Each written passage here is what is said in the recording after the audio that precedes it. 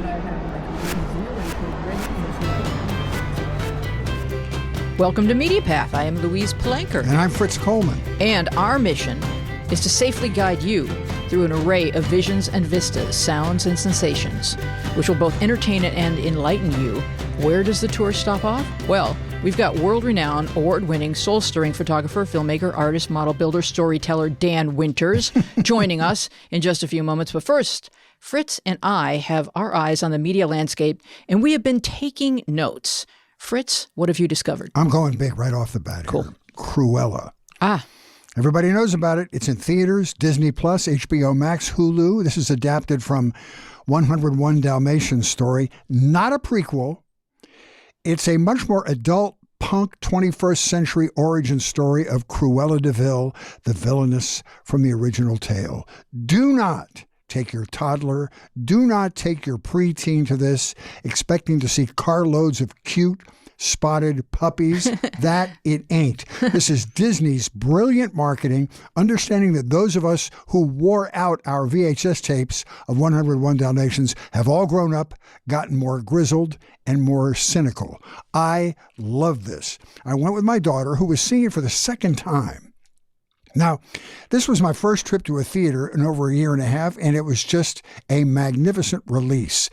It was like a rock and roll fashion show with lots of laughs. It stars Emma Stone as Estrella, a young and skilled grifter determined to make a name for herself in the fashion industry. Her nemesis is the Baroness, played perfectly by Emma Thompson. The Baroness was sort of Meryl Streep's character in The Devil Wears Prada, with even less empathy and more over-the-top evil. Fantastic. Lots of laughs and hijinks from Jasper and Horace, Estrella's street-level crime partners. They played by Joel Fry and Paul Walter Hauser.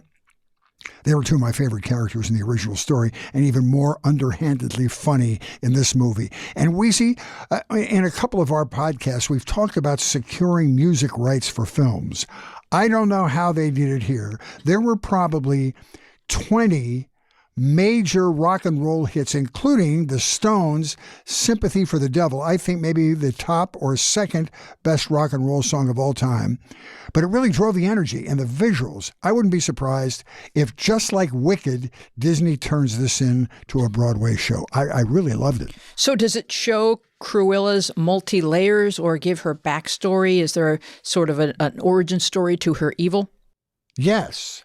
And the beautiful thing about it is you let her be really wacky later on in the arc, because you understand her less than perfect circumstances at the beginning of her life. And it also, I won't say how, it also gives you energy in either your like or your dislike of the Baroness. Ooh, okay. Great movie. It sounds amazing. So I have another movie that's opened in theaters, but is also opening at home at the same time, which is a new, interesting paradigm that we're witnessing before our very ears and eyes.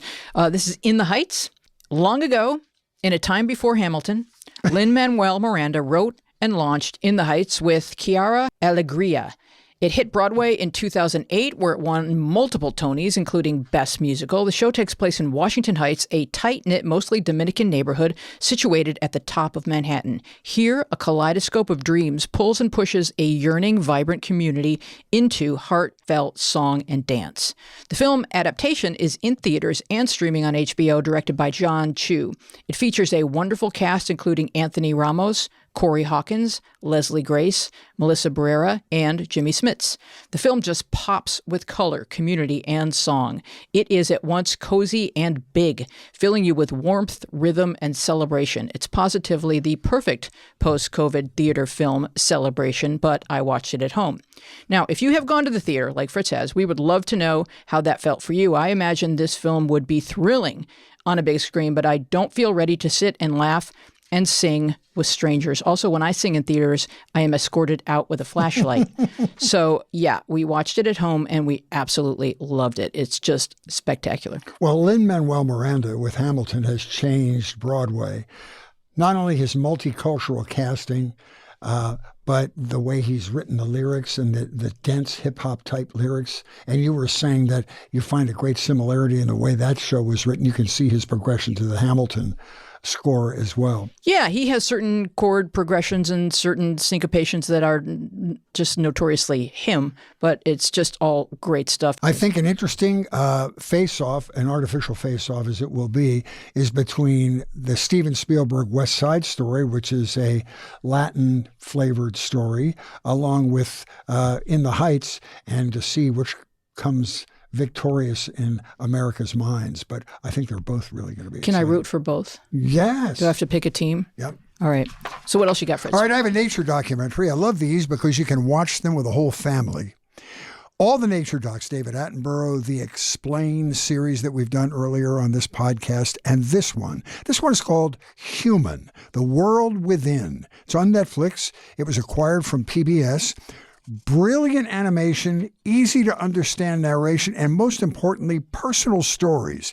Your child will probably learn more about anatomy from this film than from any school textbook. They go through the different systems within the miraculous organism that we each are. For instance, how the brain and the central nervous system turn information into action, how the heart powers us through physical and emotional changes, how the human gut processes our food so we can survive, how our immune system works. Really interesting. The only thing is, after you watch this, you will become very self-conscious of your internal organs. As you go through the day, you'll be wondering what your mitral valve is doing right now. And you'll also want to take better care of yourself because it's all miraculous, but a wonderful documentary series. It is. It's what's going on inside of us, and you can scale all the way out and look at the universe and be completely mesmerized, and then you can go down to the cellular level and be just as awestruck. That's what it does. It's all a miracle. So I watched, speaking of the body, I watched Two Hearts on Netflix. It's 2 with the number 2, in case you're looking for it, because this is a popular title if you're a Phil Collins fan. This movie is Boats. Do you know what Boats means? No. Boats, Fritz, based on a true story.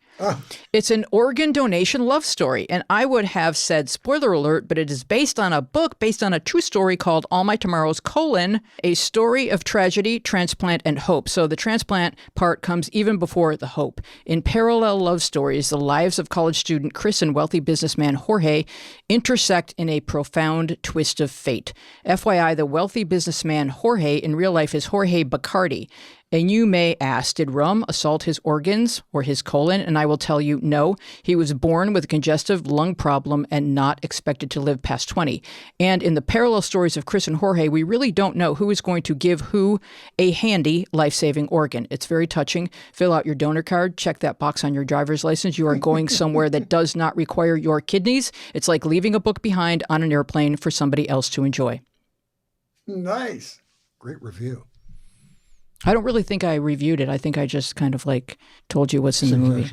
But actually, the kid who plays Chris is very amusing. He did a wonderful job of bringing that kid to life. So it's just one of those Netflix movies that Netflix says you might enjoy. And then, hey, Netflix, you were correct. I enjoyed it. I got something out of it. Very interesting. Are you ready to introduce our guest? I can't wait. Okay. I was making sure we were all caught up to speed on our recommendations. I highly recommend the work of Dan Winters. Let us now welcome Dan Winters. Hi, Dan. Hey. Yay, awesome. Good to see you. Good to see you both. Good to see you. I have a great review for you from Weezy's sister, Joanne, who is a graphic artist and visually knows of what she speaks. She said, there is not a Dan Winters photograph that doesn't give me goosebumps. Aw.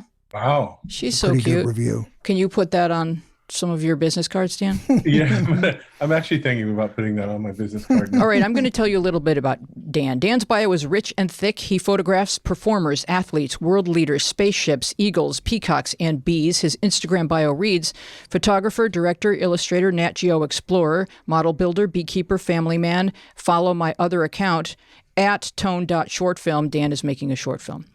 And you can follow Dan Winters on Instagram as well, and you will be amongst many other people with fine taste on Instagram who enjoy looking at everything that Dan posts because it's all, as Joanne said, goosebump-inducing.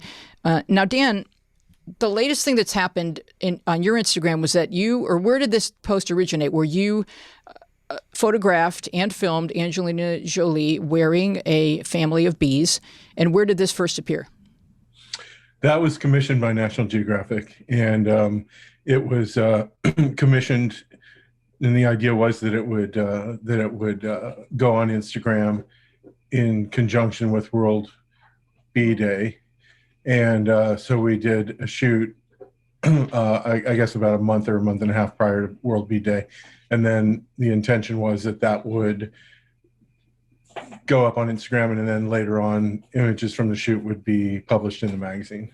Now, I understand that getting bees to hit their mark can be a little challenging. So Yeah. please tell us how you captured these beautiful images. Well, I'll give you the whole process, which I think is pretty fascinating. Yeah, So please. Angie wanted to do this picture that referenced a photograph that Richard Avedon did in 1980. And it was called The Beekeeper. And it was a photograph of a man covered with bees. And it was a part of his America West series of images. And so we set about trying to figure out how to go about getting the bees on there. And now it's very tricky. And I think you throw COVID into the mix, the fact that we're all working through masks, you throw bees into the mix, and then you throw Angie into the mix. And so it was kind of a difficult process to figure out. So we tried several things. So the idea was to get the bees onto her body, and we would do a portrait of her. And, bees they're kind of like cats. You can't really train them. Mm-hmm.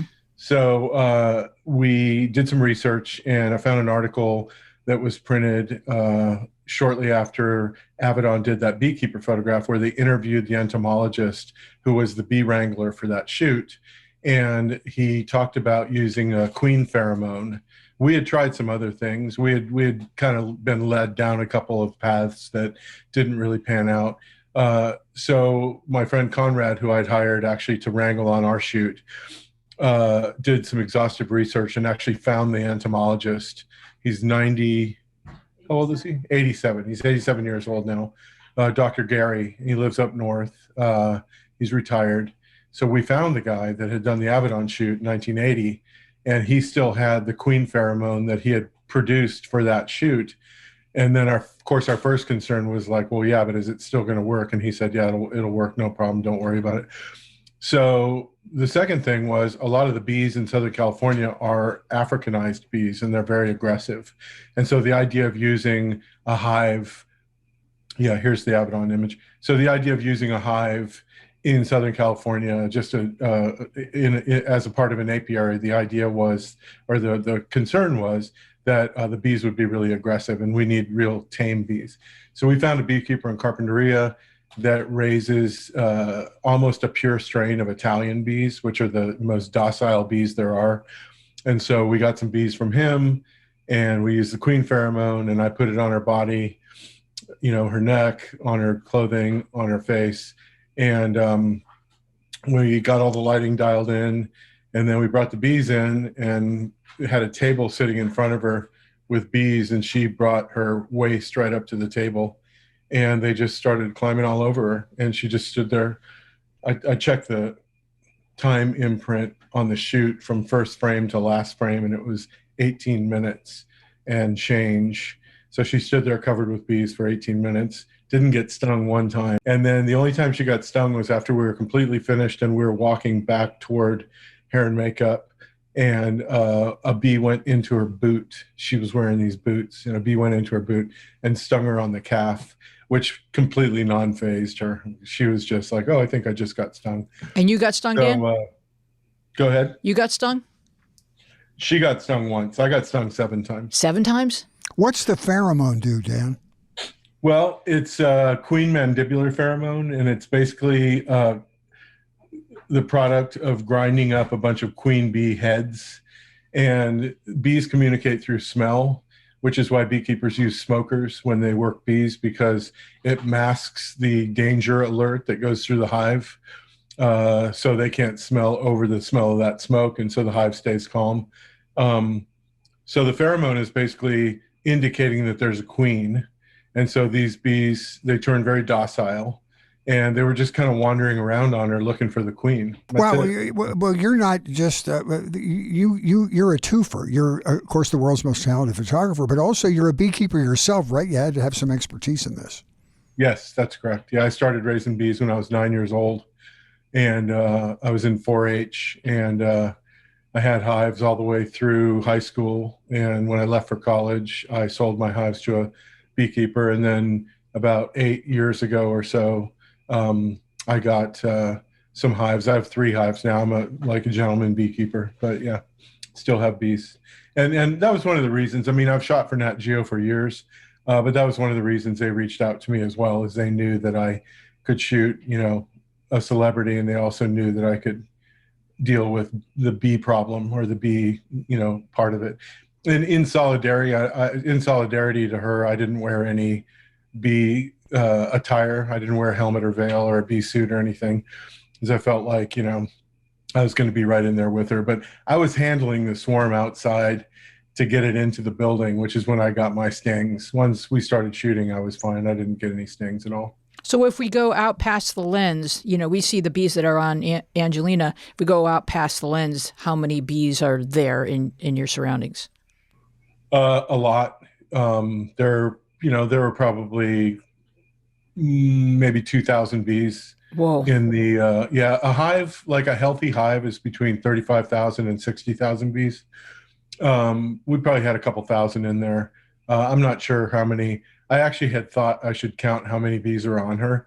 There are multiple images, and I think the one Nat Geo ran, I was going to count to see how many bees were on her, just out of my own curiosity. But I would guess, several hundred are on her.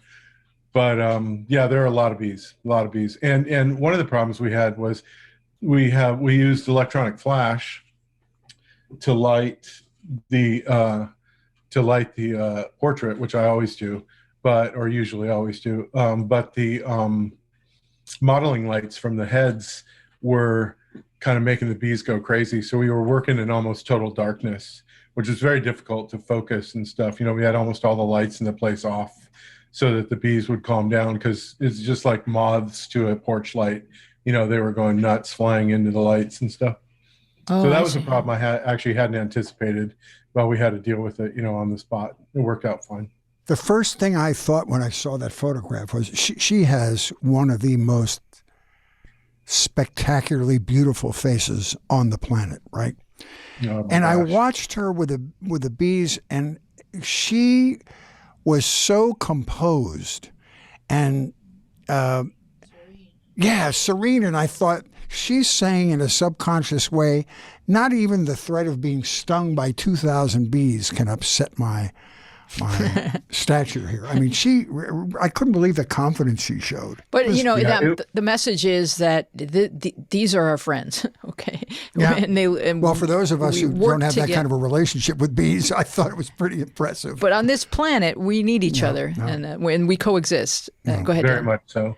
Very much so. And that was her message. And, it seemed like it was just this really gentle, serene, like, we went to great lengths to make sure she was safe. We had a paramedic on standby.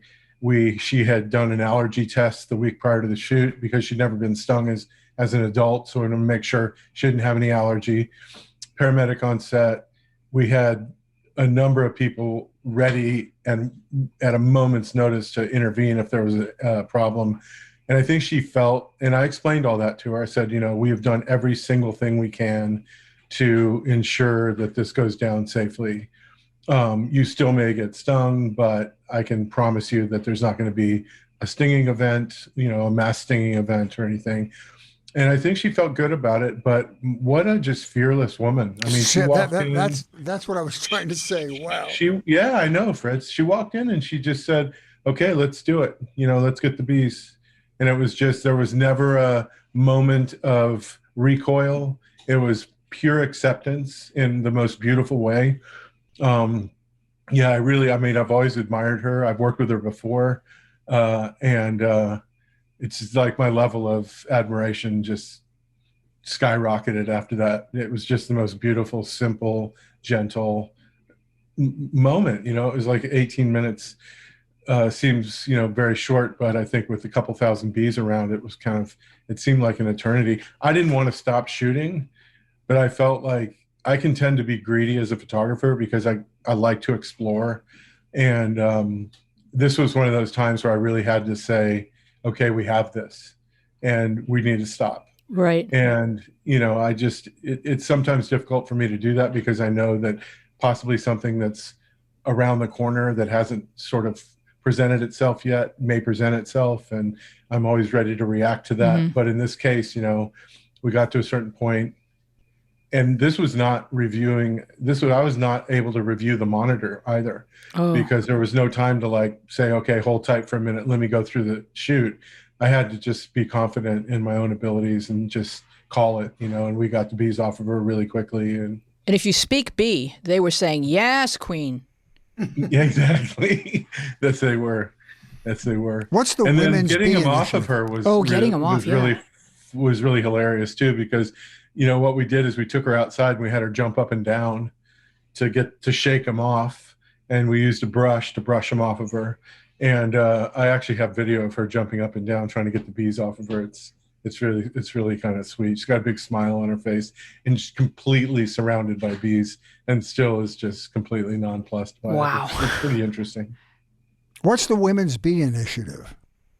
So UNESCO and Guerlain Perfume Company started an initiative through which women beekeepers around the world women around the world are being educated as to the intricacies of beekeeping and supplied with hives and materials.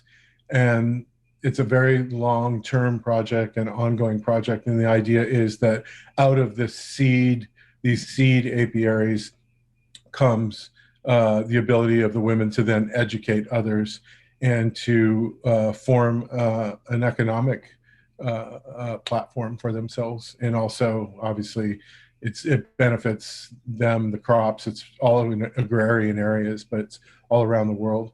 And Angie is kind of at the forefront of that. She's sort of the spokesperson for it, and it's a really bold and very profound initiative that they've undertaken that really, really, I think, will yield sort of some beautiful results. I know the first place they're doing it in Cambodia, which Angie has deep ties in Cambodia, and south of France. I know there's a project going on there right now. But from an economic standpoint, how many bees do you have to have where it's financially feasible for you to turn this into a business? I mean, to sell honey or whatever you do. Yeah, I mean, to make a living at it, to be honest with you, it would depend on the economy that you were in. My friend Conrad Buffard, who, like I said, wrangled that, he owns a company in Austin, Texas. And so beekeepers, it's a really good question, Fritz. So most commercial beekeepers don't make their money off of honey sales. They make their money off of pollination of crops. Oh. So they truck their bees all around the country, and they'll put it into, for example, they start usually up in the Northeast with berries, and they'll put hives, and it's been worked out to get optimal pollination of any particular crop, how many bees per acre, how many hives per acre are required to get an optimal pollination. Once that pollination takes place, then they'll pick the bees up and they'll move it to a different crop, work their way down south, work their way over to California for the almonds and et cetera, pecans. So, that's so like, for example, in Southern California, where I grew up, I had my bees in citrus orchards out in Ventura County, and citrus requires 2.5 hives per acre for an optimal pollination. And so the honey, because it's mixed honey, so it's not like a pure honey. Like, for example, if you left them in the citrus crops in California, you'd get a citrus blossom honey, but it would be intermixed with eucalyptus, because eucalyptus has been used for windbreaks for a very long time up in Ventura County. So it's a wonderful honey. But the honey that oftentimes is sold at the market is blended honey, and it's almost blended in the same way that like wine would be blended, where they have a blender and the guy's blending the honey and getting a taste out of it, et cetera, et cetera. So it's not like a pure strain honey, like a clover or something. So they're really selling their honey in bulk to these big honey companies that are then blending it, and they're not getting optimal prices for it. Now, My friend Conrad, on the other hand, does not do any pollination. He has 4,000 hives, and they're kind of all over. He's got them out near Houston, and he's got them in Austin, and down south in the valley. And he does kind of monocrop honey. So much of agriculture these days is mono agriculture, where it's a single crop. And as far as the eye can see, it's one crop. It's not intermixed. So this is something that doesn't occur in nature either, where you have a single crop covering, hundreds and hundreds or thousands even of acres. But he's got 4,000 hives, and he's got a thriving business. So I guess to answer the question, in the US, to have a really solid sort of honey business, several thousand hives probably. You could have now he's got a bunch of employees and huge commercial extractors and all the machinery for bottling and all that. So that's all required to be a viable commercial entity in the bee market. When I was in high school and in grade school, I sold my honey literally, no exaggeration, like out of my wagon. I would go door to door, knock on the door of people and ask them if they wanted to buy any honey. And I actually counted on that money. That was one of my sources of income when I was growing up, was my honey money, So it was, it worked out for me that way. But I would say, somewhere, to get back to your initial question, somewhere in the 2,000 hive range to sort of be able to make a decent living off of it. So this post goes viral. It goes viral for everyone who posted. Nat Geo, you. Did Angelina post it as well? She doesn't have Instagram. Oh, she doesn't? Oh, that's which I thought was hilarious. Her assistant, Mindy, has Instagram. Yeah, it was really crazy. It went viral really quick. I think the first image we posted went up to 40,000 likes and, over 1,000 comments. And the second image we posted was close to 20,000. And I don't know how many comments. And then more than that, more beyond my Instagram, Nat Geo's Instagram, I think it was the largest, the most well-received, viewed and commented on and liked image that Nat Geo has ever posted. So speaking as someone for whom that has happened, because a lot of our listeners haven't had a viral post. So what is it like? Do you try to keep up? Do you try to answer everybody? Do you try to dialogue with everybody that's enjoying the image? Or is it just keeps scrolling and there's just no way you can keep up with that? Well, I would answer that by there's no way you can really accurately keep up with it. And then to answer the other part of the question, Kath, my wife, is the one that managed all that, and she managed it that day. I would periodically ask her what was going on with the image during the day that day, and she would kind of give me a rundown. One of the problems we have, and we've had images go viral on a number of occasions, but one of the problems we have with it is that people don't bother to give photographer credit. Oh, they just take it? Repost with no credit. And, there are people there are a lot of big sort of luminary or public figures that have reposted our images with no credit who have many millions of followers. Wow. And I think Stacy Abrams was another picture we did not too long ago that went very, very viral. And to this day, it's constantly posted with no and the Angelina stuff too is just constantly reposted with no image. I mean, you can't really keep up with it. It would be kind of a full-time job. Kath does spend time reaching out to people and just saying, that's our image, please credit it. She's very nice about it too, very non-threatening. It's just very much so, we're happy you like the image, can you please credit us, rather than sort of cease and desist kind of stuff. But it's a little frustrating. I mean, I don't think anybody does it with any kind of malice. I think that it doesn't occur to people that there's an authorship, it's beyond what's in the frame. It's like that had to be created. And I don't think it occurs to people to credit, I think it occurs to people, I especially if it's a publication. I don't believe it doesn't occur to people. I guess it depends on how it's being used or what it's being used for. If you're showing it to kids at school or something, then yeah, I guess so. But what are your thoughts on watermarking and and the ways in which photographers who make a living at this protect themselves, or is there a certain amount of leakage that's expected as part of the craft? Yeah, and I would say that publications, of course, know the rules. These are what I'm talking about are just private. Yeah. People with accounts that think it's cool and they share it and they don't credit it. And if they have a really high volume account, it goes out and it doesn't. No one has any idea where the image came from. Yeah, certainly publications, et cetera, know the rules. So it's very difficult for photographers to protect themselves. We can watermark our images on Instagram. We can. The one thing about the images, I know that I've had this conversation with my wife before, Catherine, is the notion that people can take your image off Instagram and use it. And the one kind of the nice thing about Instagram for me in that regard is, and I have no fears for that because those files are so small that you really wouldn't get any mileage out of it. Okay. You can't print it. They're so small. Okay. They're a couple kilobytes. So there's not really anything on Instagram. Now, images on my website, for example, which this is something we've discussed, at length in the past, they're high-res files.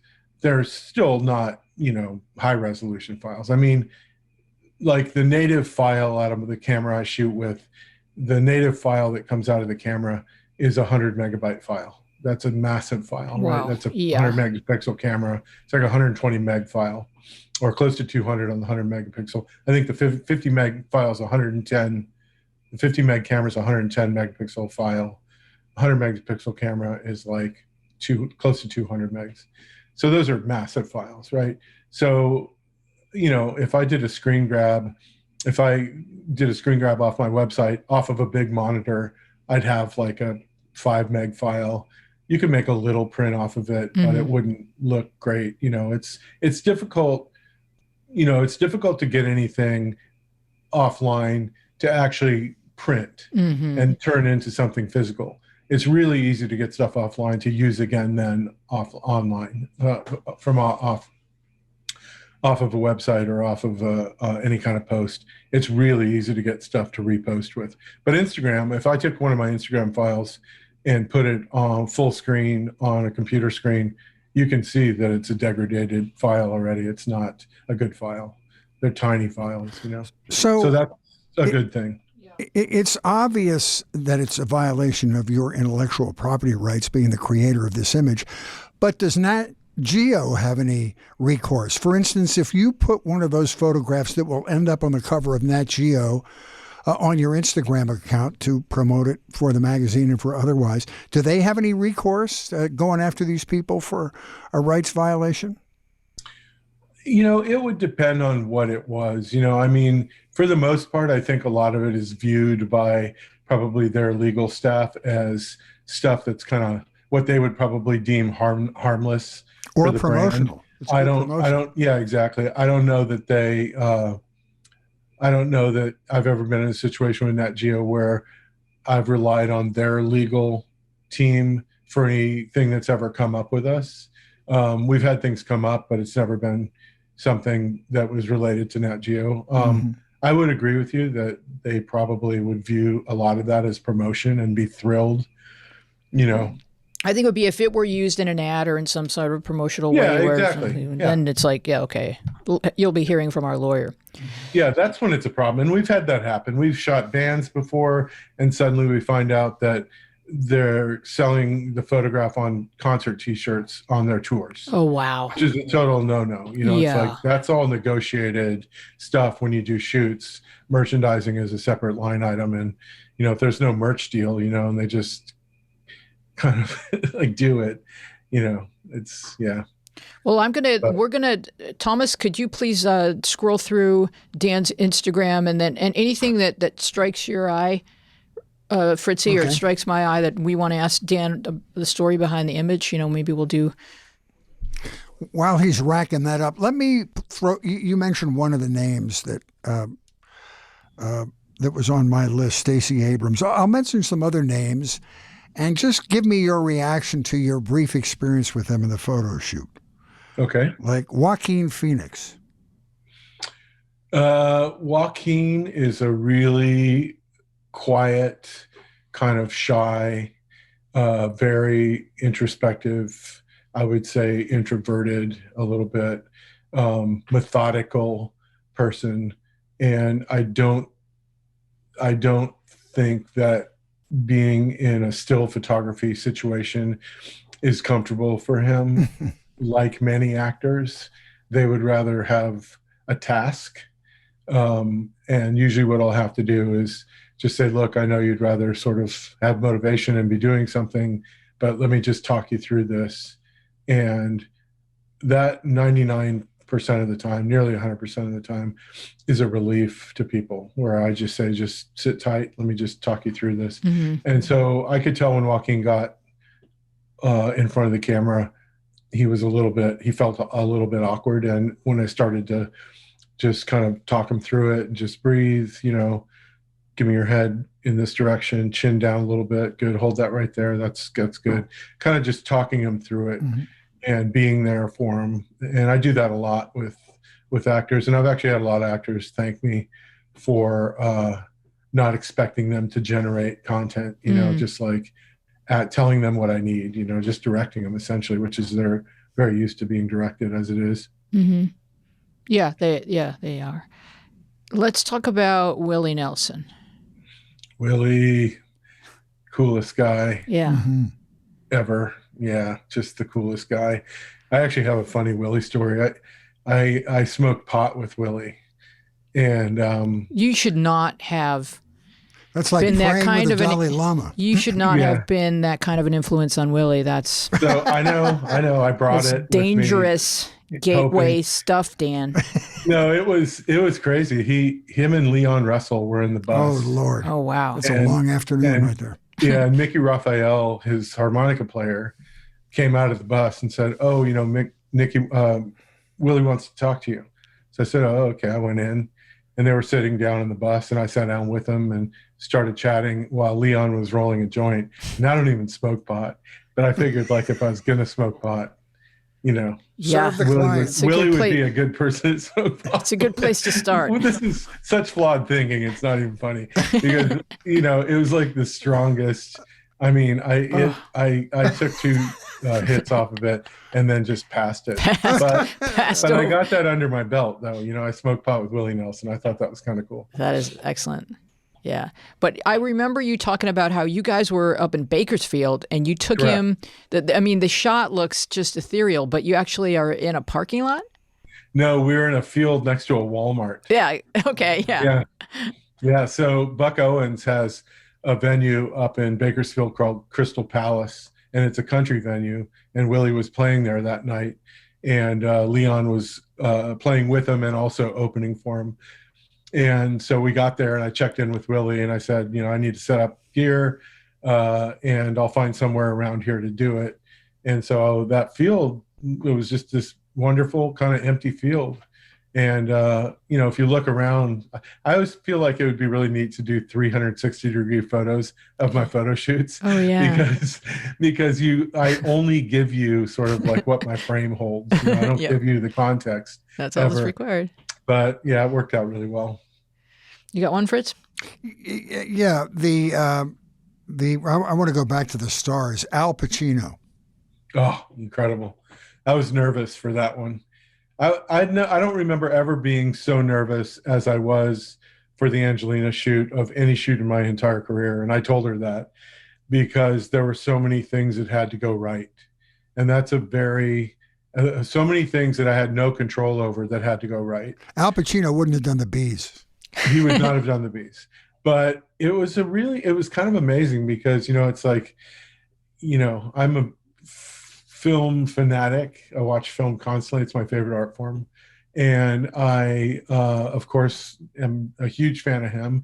And I feel like oftentimes, and I know the New Yorker and I know the New York Times, both, and I've discussed this with the photo directors, but they've said, like, we give you shoots that we think are going to be difficult shoots because we feel like you know how to do it. You can get it done kind of thing.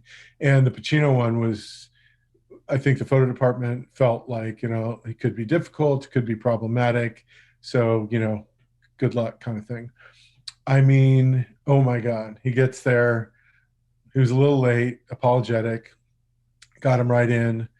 And he was just working with me. And the thing I connected to him about, the one subject that I connected with him, was being photographed by Irving Penn, because he had been photographed by Irving Penn twice. And I love both of those portraits so much. And Penn has always been one of my total idols as far as portrait photography goes and photography in general. And I asked him about that right off the bat. So what was it like? And, this and that. And I think he liked the fact that I wasn't asking him what it was like to make Serpico or what was it like to make Dog Day Afternoon. It was like, what was it like to have this experience you had with this other person? So the spotlight was kind of off him a little bit, and more that he could like celebrate Irving, which I thought was really great. And he worked hard. He worked with me. We figured that shot out. It's really hard to do like hand photographs that feel sort of authentic. They oftentimes feel really kind of like, they just feel, yeah, exactly. But I loved how he covered his eye completely with that one finger. I just love the picture, and it's very Shakespearean. That's a great picture. Thank you. Yeah, I love it. And I love the jewelry he was wearing, because that was what he showed up in. And yeah, I really like that photograph. And when I finished, once again, I shared this with the Angie, and that is like not wanting to be greedy. I was able to be glancing at the monitor while I was shooting, but also the LCD back of my camera images were coming up as I shot. But when I got that picture, I knew I needed one portrait for the New Yorker. That's what I needed. And I got that shot there, and I just stopped. That was the last frame, or very close to the end of the run. And I said, okay, I'm done. And the one thing that was funny that he said, I said, I could do this all day, but I got it. And he goes, I could do this all day too. And I just thought, that's such a pro, it was so neat. But it was really good, really great shoot. Wow. And, it's interesting. It's like, I liken it to the first time I saw the Eiffel Tower. I have this kind of image in my mind of the Eiffel Tower that I've had since I was a little kid, and I'd never been to Paris. And so I have this image that's a photographic image of the Eiffel Tower, or a moving image of the Eiffel Tower from film, but I've never seen the thing. And oftentimes when I photograph people that I call luminaries, or I don't like celebrity as much as luminary, people in our personalities in our society that we all collectively know, there's a real interesting connection that takes place when you are in the physical presence of someone you've known for a long time. In the same way that when I think the first time I went to Paris was in the 90s at one point, I think, and seeing Paris with my own eyes and seeing the Seine and the bridges and the Eiffel Tower, et cetera, Opera House, et cetera, the context is different. It suddenly shifted, and it's never going to be the same again for me. So I'm no longer relying on that like third party kind of image. I have my own firsthand experience of it. And it's very interesting with personalities to have that firsthand experience of working with those individuals, because it changes, I think, the context with which I kind of like then live my life with. It changes the imagery that that is evoked every time you think of them from that point forward. Now you've got this personal encounter, so that you can, there's your framework shifts, immediately. But it's also interesting that, they kind of walk into a room knowing that people already feel like they know them. And then you walk into a room knowing that they know that people already feel like, so there's this kind of like dynamic that's unique to a famous person and someone coming into work with me, that you kind of have to find your balance in a different type of way. Yeah, you're absolutely right. You're absolutely right. Do any of these big stars, Angie, Pacino, any of the people you've done, get final cut with your work?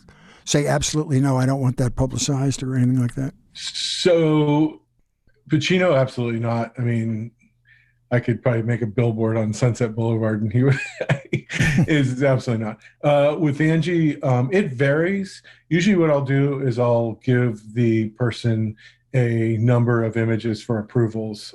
And then I'm very good about not. So there was a point in the 80s when photographers started doing shoots with celebrities and shooting way overshooting, right? And then they'd have stuff that they could syndicate. And the celebrities wouldn't be, they wouldn't have no control over the syndication stuff. And so publicists have got, savvy with that. And typically what we do is, and the agreement I have with Angie was that we would present a take of images, and she would choose one she liked, and then we could use that for. I don't even think I'll probably use those for syndication. More what I'm concerned more about usually is my archive moving forward. Publications like books, exhibitions, etc. I always want to make sure that I have control over my photographs for use, that kind of usage. Not necessarily as much for publication or for reuse. What is the arrangement between you and the publisher? Is there any kind of exclusivity for a certain period of time before which you're not really permitted, other than your own Instagram, or like what is it different with every publication? The arrangement? Yeah, so they have an embargo period, and every publication has a different embargo period. Some of them are longer than others. They're usually in the from weeks to months, and there are some publications that restrict further usage for publication to be published in other publications of stuff that's used for covers, for example. Like if something's the cover of National Geographic, I'm not sure if Nat Geo has this. I'll use it. I'll give you a hypothetical. If I shoot a cover for Nat Geo and New York Times wants to use it on the cover of their magazine, it will be stipulated in the contract that it can't be used as a cover image for someone else, but it can be used on the inside. Oh, okay. When you get commissioned by a magazine, New Yorker, New York Times, do they give you parameters? Do they give you suggestions as to mood or something they're trying to accomplish with the picture, or do they let you just be your creative self and surprise them? Well, a lot of times I'll speak with the writer who's done the piece, working on the piece, and I'll speak with the photo department and try to get a sense of like what their intention is behind it. I usually, I'm under the assumption that they hired me, so they want me to bring my kind of aesthetic sensibility, et cetera, to the shoot. Oftentimes there'll be a discussion if it's a very specific thing, like when we did the Bernie Sanders shoot, for example. The New York Times had a specific approach that they pulled off my website, and they said, we really like the way you did this. Can you do that with Bernie? And so I had an idea of like what their expectations were. The Pacino one, there were no expectations. Color, black and white. They said nothing. Just do a portrait of Al Pacino. And I like working that way, where there's no kind of expectation, because I feel like I challenge myself a lot more when that's the case. If I never feel like I'm executing an idea that someone else has with regards to like editorial work. Oftentimes in advertising, it's so many people have been involved in approval process. The approval, like for example, we do a fair amount of movie posters, and there are so many people that weigh in. Talent weighs in, director weighs in, usually producers are weighing in, people at the agency are weighing in, people at the studio are weighing in. So when you get down to the day of the shoot, a lot of people have signed off on this idea.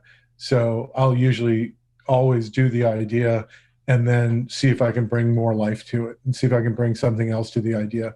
Maybe something they didn't, nor did I expect or expect to achieve. So yeah, it varies, definitely varies. But usually there's a discussion.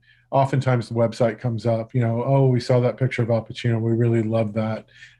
If you could do something like that if you wanted to, kind of thing. But I don't ever feel like, especially in, journalism, my journalistic work, there's much of a parameter placed on me at all. Have you shot Joe Biden yet? With a camera? Have not shot Joe Biden. With a camera? Have not photographed Joe Biden. But you got to be careful there. We're do have to breaking news here. You will probably get to Yeah, I would hope so. Yeah, capture his image. I would So hope in so. his entire career, you have not had an opportunity to photograph Joe Biden. This is going to be interesting. Yeah. Is it Yeah. weightier to do candidates like Bernie Sanders? You did Barack Obama. That was before he was elected, right? Was he running? Before and right before the end of his second term. Well, Dan can tell you. Okay, so he was the president. So I want to talk about the weightiness of shooting the highest office in the land. Did they give you time parameters? Were you instructed a little bit more than you normally are? No, I wasn't instructed at all, but I did have a pretty thorough conversation with the photo director, Jody Kwan, at New York Magazine going into it. We were given 5 minutes. So just to give you an idea, so that diptych there that you have the cursor on, this one here. So this is 2008 and 2016. So this is right before he was elected and near the end of his term in 2016. So there was a specific idea behind these two. You know, I'd shot that first one. I think we got 20 minutes then. And then near the end, we got 5, but I pushed it to 10. And it was I was very ambitious. It was a very ambitious shoot. You know, we had a whole bunch of setups ready, backgrounds ready, all pre-lit with tripods, with cameras. So I could just move from setup to setup and have them sit in or stand in, shoot it, and then move, which is how we were able to get, like generate sort of like a quantity of images, because that was kind of the goal. Yes, they're very intense. They go by very quickly. The people I work with are incredibly professional. And we had a lot of setup time at the White House for the presidential shoot of him. And we even had arrows tape we used tape and made arrows like you would at a concert for like a band going out on the stage of where he was supposed to walk. So here, walk over here, stand sit 6 down. feet apart, those things that they Walk over here, sit down. And I shot so fast. I mean, I was, the banter is literally like head down, chin down, move your eyes this way, give me your eyes here. Are we good? Are we good on focus? Are we good on focus? And I'd check with my digital tech who's watching focus. We good? We good? Okay, got it. Move. And, maybe just shoot very few frames and then move to the next one, So yeah, they're intense, and it goes by incredibly quickly. Probably like a wedding, I'd imagine, would go by, with all this planning, and then the event happens, and then you kind of stand there and go like, did that just happen? Did that just happen? Someone's escorting us out of the White House, so I think that did just happen. That just happened, exactly. Yeah, no, that's unbelievable. I just want to ask you, because it's the business from which I retired, about your journalism shoots. You've done some really profound work with things like Flint and some of the mass shootings and these, what we call spot news events. Mm-hmm. Do you feel the obligation that news photographers feel, where they can't put their own political or emotional interpretation on what they're shooting? Do you try to say centrist in all of your shoots, or do you allow yourself to have an opinion either way?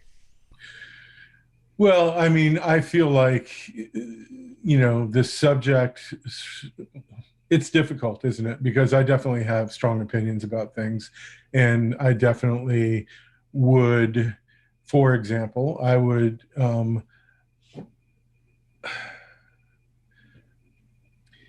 if I was assigned to photograph someone that I fundamentally disagreed with and I fundamentally felt like was taking our country in a path that it shouldn't be taken, I would decline to do that shoot. So I would just not do it. Mm-hmm. And there are a number of reasons. One is I view, at this age, I'm 58 years old, I view my shoots as time away from my wife, time away from home, time traveling. What am I going to get out of this photograph in the long term? Is this an image I want? Do I want to And chances are it's a really irritating person you'd be spending time with. So yeah, plus which I'd be spending time with a really irritating person, which could care less about the process of photography or the practice of photography, the history of photography, all the things that I hold precious. So I would just probably not do it and know that someone else would be there to do it. Well, yeah, there'll be someone else to take the photo. It's fine. But have you been asked to photograph politicians where you said, I think I'm gonna call pass on this one? Yeah, so I was asked to shoot Bush twice while he was president. Once right when he got elected for Time, and then once sort of, I guess, in his second term at some point. And I can't remember the publication. Both times I declined to do it. Although he seems quaint now. And then I got this assignment to photograph him at his ranch, retired, the painter. And I thought, no, I don't want to do that. And then my wife, who's actually, the little voice inside my head, or the sort of the positive influence on my shoulder, she said, you declined to shoot him 2 times. You've totally objectified him. You should go and see him as a human being. And I said, okay, I'll do it. So we went up to the ranch and did a shoot with him, and it was a ton of fun. Within minutes of the shoot, he looked at me and he put his finger out and he said, Dan Winters, you're a great American, which I thought was hilarious. What did he serve? Did he serve anything? Yeah. What's that? Did he serve anything? Did he bring out lemonade onto the porch? It was literally in a big field. It's on the website. It could get brought up. But no, it was just, and look, I'm not going to sugarcoat the fact that I feel like an incredible amount of blood was shed under his watch unnecessarily. But in this case, maybe it was a little kind of life lesson for me to go do it. I'm not really sure. I definitely would not have photographed Donald Trump if I were asked to do that at all, ever. Right. Under any circumstances. But I will say that I would have had the same response if he had never run for office and I had just been asked to photograph Donald Trump, as Donald Trump. I would not have done that shoot. Yeah, good point. I'd have been like, there's someone else that can do that shoot. I don't want to do that shoot. For I don't want that picture. That picture doesn't live in my archive anywhere. I am not interested in having that photograph for myself. And someone else will go do it. You always know someone else will go do it. You know? That's the thing. So it's kind of like, you go, someone else can go do it. Now, before we close, Dan, I want to hear a little bit about the short film that you're working on, because now it has its own Instagram page. It does. Yeah. It's actually finished. The film is finished? It has been. I wish I would have known that we were going to talk about it, because I would have sent it to you so you could watch it before. We'll just have you as a recurring guest. You'll come back and we'll talk about it. Okay, that sounds good. Yeah, so I worked on it for 2.5 years. It's 40 minutes long. It's called Tone. It's kind of a dystopian, unnamed future. 2 people kind of heal. 2 people that are broken heal through coming together. And the tapestry is very rich. There's a lot of miniature effects. Really beautiful wardrobe, really stylized, a lot of sets. That's actually from a different project. That's from a thing I did for Rick Linklater. But there's the Martian set there, miniature that I did for the look at surface of Mars. That's the house he lives in when he's on Mars. Oh my goodness. Wow. And so it was a lot of fun, a lot of work. I built all the models myself. We built all the sets. Wow. Ourselves. I had just a couple guys, and then for crew, I used students from University of Texas at Austin, film students.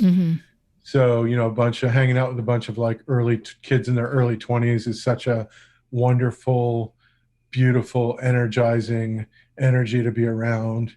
And they're just so raw, and so they just want to work and they want to learn. And I never took it for granted, and I never I never sort of took advantage of. I made sure that I was explaining things while I was doing them. But it was so wonderful to have that crew, that UT crew. We're doing the cast and crew screening is at Alamo Drafthouse in Austin on the 1st, and it's already been submitted to Film Freeway, which is the conduit through which films are submitted to festivals. Mm-hmm. We're submitting to 43 festivals worldwide. Oh, cool. So that's all going. And we finished it completely just about 2 weeks ago. We edited for 3 months, and we worked on sound for probably that long. Maybe we had a lot of Foley to do and a lot of work on sound, because it's a sci-fi film as well. So there's a lot of like sound that we created, which was really fun. Kind of created our own sounds, and so it was a really good experience. Well, I cannot wait to see it. I'll send it to you. Yeah. Awesome. Were you able to work with a studio to use their facilities for Foley and all the post-production stuff you needed to do, or did you manufacture that yourself? So we have our own editing suite, and we built a Foley studio. We built a Foley box. One of the sound guys, Charles, he's 22 years old. He's been obsessed with sound since he was a kid. He just shined in this thing. And my friend Shervin is a composer in London. He did the music, which is so beautiful and haunting. And we did all the Foley stuff. That took quite a while, actually, to Foley all that stuff. Some of the stuff was shot MOS. We had to, Foley entire scenes and, just take it one thing at a time, lay down the, kind of like room noise, and then just start building it. And nice. Room tone, and then build it. But we did everything at my studio, built all the sets at my studio. Everything. So it was the perfect pandemic project? It was great. Yeah, it was a really, the editing and the sound, and some effect stuff. We finished all the principal photography, and a lot of the effects stuff, a lot of the miniatures, we shot during the pandemic. We had kind of a bubble crew of people, and we edited everything in the pandemic, and we did all the sound during the pandemic. And I watched it last week at the Drafthouse on the big screen for the second time, just to check a couple sound things that you can only really experience like in a theater, and signed off on it. And so it's already gone. It's gone to festivals already. Awesome. That's so exciting. Well, Dan, thank you so much for joining us. I'm going to read our closing credits, so buckle up. We would love for you to join us online on Instagram and Twitter, where we are at MediaPathPod, and on Facebook, where we are MediaPath Podcast. You can find full episodes with all kinds of bonus visual content. Some of Dan's photographs, which will be credited to Dan, you will find on our YouTube channel, MediaPath Podcast. We would love to know what media you've been enjoying. You can contact us at our social media or email us at mediapathpodcast@gmail.com. We want to thank our wonderful guest, Dan Winters. Thank you so much, Dan. Our team Thank you guys both so much. Our team includes Dina Friedman, Francesco Demanda, John Maddox, Sharon Bellio, Bill Filipiak, Thomas Hubble, and you. Our theme music is by me and John Maddox. I am Louise Palanker here with Fritz Coleman. We will see you along the media path. But first, Fritz has more to tell you. And listen, if you enjoyed this episode of Media Path, it would really help us to be more discoverable by potential new listeners if you leave us a quick review on Apple Podcasts. And if you're new here and this is your first time with us, check out our back catalog. You may even find us binge-worthy. Recent episodes includes all sorts of wonderful stuff. Gary Puckett and the Cowsills and other baby boomer bands, and Tony Dow and Bill Mooney and just Diane Warren, icons in many businesses. Going back to the very beginning, you'll hear exciting and exclusive interviews with Henry Winkler, Keith Morrison from Dateline. Thank you so much for spending an hour with us today, and we would be overjoyed if you took a moment to share your thoughts with us or recommend us to a friend. And subscribe. And subscribe. That was awesome, Dan. That was so good. I love looking at you guys. I love looking at you.